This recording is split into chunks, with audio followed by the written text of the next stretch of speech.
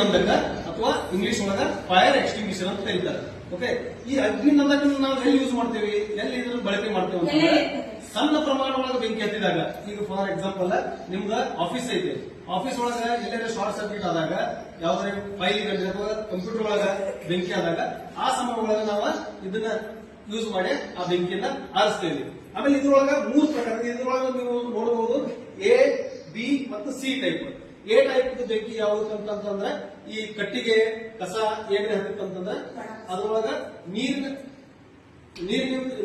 ಇರ್ತೈತಿ, ಅದನ್ನ ಯೂಸ್ ಮಾಡ್ಕೊಂಡು ನಾವು ಅದನ್ನ ಆರಿಸ್ತೀವಿ. ಬಿ ಟೈಪ್ ಏನಪ್ಪಾ ಅಂತಂದ್ರೆ ಪೆಟ್ರೋಲಿಯಂ ವಸ್ತುಗಳು ಆದಂತ ಪೆಟ್ರೋಲ್, ಡೀಸೆಲ್ ಇದರಿಂದ ಏನಾದ್ರು ಬೆಂಕಿ ಆಗಿತ್ತಂತಂದ್ರ ಆ ಸಮಯ ಒಳಗ ಅದಕ್ಕೆ ನೀರ್ ಹಾಕೋದ್ರಿಂದ ಏನಾಗೈತಿ, ಪೆಟ್ರೋಲ್ ಮತ್ತ ಸ್ಪ್ರೆಡ್ ಆಕೈತಿ, ಮತ್ತ ಬೆಂಕಿನೂ ಸ್ಪ್ರೆಡ್ ಆಗೋ ಚಾನ್ಸ್ ಹೆಚ್ಚಿರುತ್ತೆ. ಅದಕ್ಕೆ ಆ ಟೈಮ್ ಒಳಗ ಬಿ ಟೈಪ್ ಅಂತಂದ್ರೆ ಅದ್ರೊಳಗ ಫೋಮ್ ಟೈಪ್ ಬುರುಗ, ಫೋಮ್ ಟೈಪ್ ಫೈರ್ ಎಕ್ಸ್ಟಿಂಗ್ವಿಷರ್ ಇರ್ತದೆ, ಅದನ್ನ ಯೂಸ್ ಮಾಡಿ ನಾವು ಆ ಪೆಟ್ರೋಲ್ ಡೀಸೆಲ್ ದಿಂದ ಏನ್ ಬೆಂಕಿ ಆಗಿರುತ್ತೆ ಅದನ್ನ ನಾವು ಆರಿಸಬಹುದು.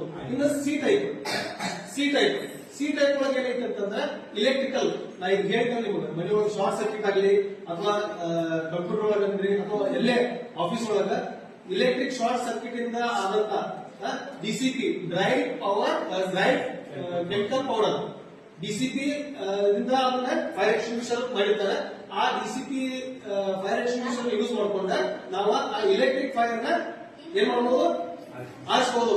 ಅಲ್ಲೇ ನೀರ ಅಥವಾ ಫೋಮ್ ಹೊಡೆ ಬರಂಗಿಲ್ಲ. ಇಲೆಕ್ಟ್ರಿಕ್ ಫೈರ್ ಆದಲ್ಲಿ ನೀವು ಏನಾದ್ರು ನೀರು ಹೊಡೆದ್ರೆ ಅಂತಂದ್ರೆ ವಾಪಸ್ ನಿಮ್ಗೆ ಏನಿಸಿ ಕರೆಂಟ್ ಹತ್ತೋ ಚಾನ್ಸ್ ಐತಿ. ಅದರ ಸಲುವಾಗಿ ಏನದು ಆ ಜಾಗ ಒಳಗ DCP C type fire extinguisher use ಮಾಡಬೇಕು.